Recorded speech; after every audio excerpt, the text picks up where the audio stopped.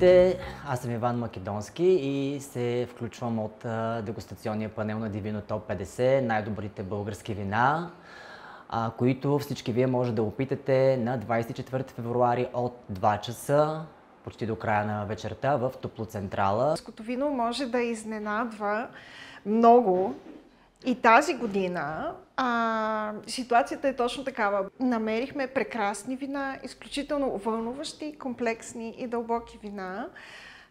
Елате на 24-ти да ги опитаме заедно. Дори за нас, които познаваме българската винена сцена, от една страна е предизвикателство да видиш толкова много и добри вина наведнъж, от друга още по-голямо предизвикателство сред тези добри вина да избереш най-добрите 50. Мен е огромно удоволствие за втори път да съм част от екипа, който дегустира и избира 50-те най-добри вина на България.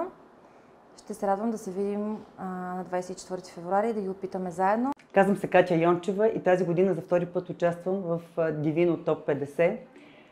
Считам, че българското вино има нужда от популяризиране и за мен Divino е едно от събитията, които наистина успяват да го направят.